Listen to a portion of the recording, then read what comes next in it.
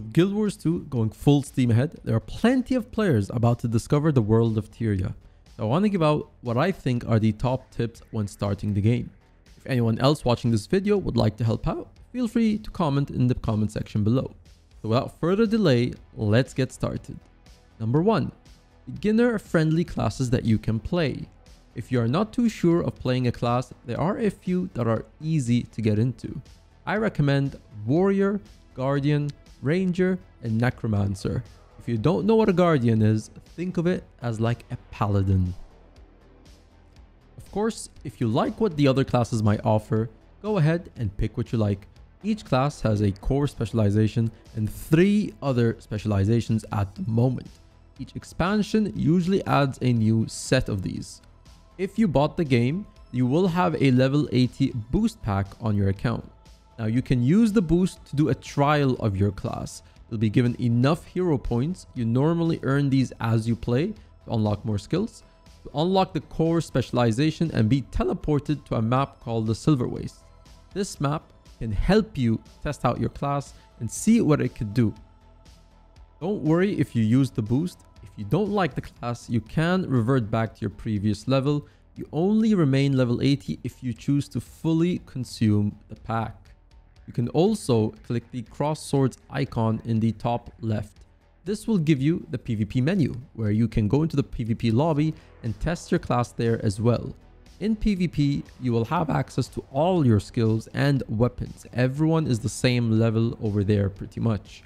Free-to-play accounts can also do this, and accounts that bought the expansions will automatically unlock every specializations they can have access to in PvP. There is a training area over here, and you can use that to test out your class. Number 2. Should you boost to level 80? Following up on that point, I think boosting will really depend on your playstyle. If you're very much into the progression of the game naturally, playing the story as intended, then the boost is obviously not for you. You can level the first character or multiple ones naturally and learn how the game works. If you're the type of player who picks up game mechanics very well, has more interest into getting into the end parts of the game, then boosting for you, it might be okay. Guild Wars 2 does offer a great freedom in being able to engage with the content you want immediately. I personally enjoyed the natural progression, going through the story, exploring the maps, and taking the time to honestly enjoy the early parts of the game. You can only play a game first time once, and there really isn't much reason to rush this game. So for me, I would say sit back and enjoy. Number 3, the settings. Guild Wars 2 has a lot of options for settings suited to your playstyle. I'd recommend you spend some time looking into them as they can affect your playstyle, things such as instant cast on AoE skills, camera options, and more. I'm going to mention a few here that are worth going over right away. Show all usable object names allows you to see every object you can interact with in the game, from quest items to materials you can gather and so on. Turn off camera shake if you don't prefer this. Remove double tap to evade. You can dodge in Guild Wars 2. The dodge meter is the orange bar above your health. It is better to bind this action to a key, otherwise you might dodge by mistake when double tapping your movement keys. I'm saving you from a lot of pain from this happening in a jumping puzzle, and yes, it's happened to me. Auto loot all items. This allows you to pick up all loot from an enemy rather than manually clicking on the items. AoE loot on interact allows you to loot multiple enemies that are close to each other. Auto target. This is a personal choice. I leave it off as I prefer to use my leap skills when moving around. When switched on, it will target the nearest enemy if you do any skill.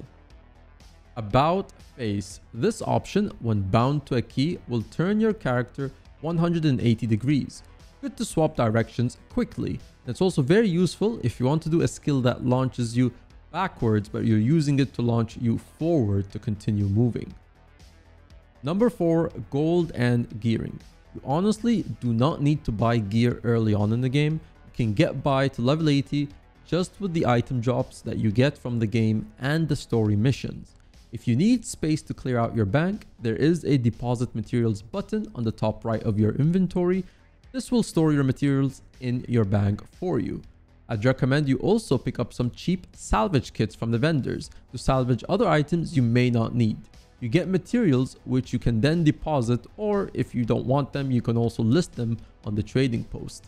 When listing on the trading post, there is a 5% listing fee and a 10% sales tax. Now this 15% will apply regardless if you list the item on the sell order or if you instantly sell it to the highest buy order. So you might as well just list it.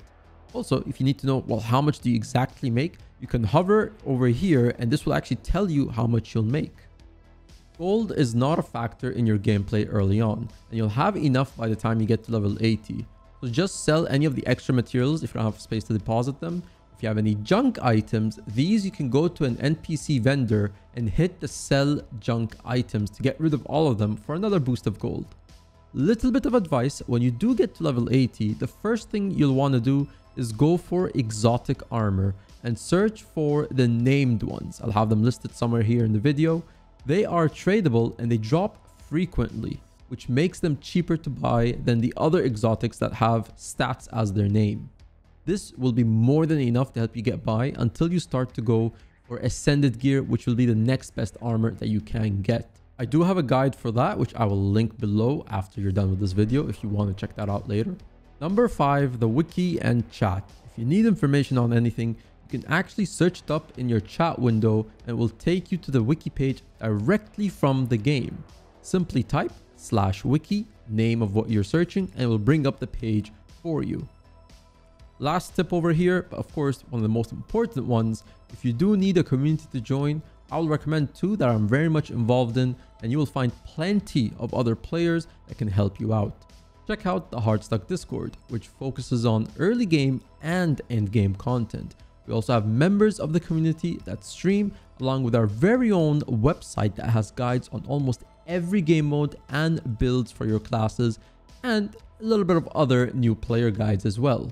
And we also have the Overflow Trade Discord. While mainly a trading Discord for the game, there are plenty of players as well open to helping you out, and you can find many commanders that run various open world events, whether in the early parts of the game or even in the end game content, especially those juicy gold making farms.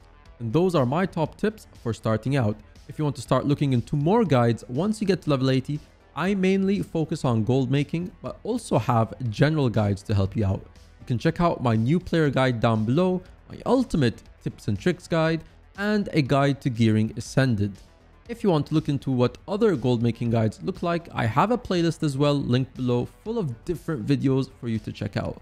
But until then, that's it. If anyone else has any tips they want to say, feel free to comment below for others to see. Until then, best of luck and welcome to Guild Wars 2.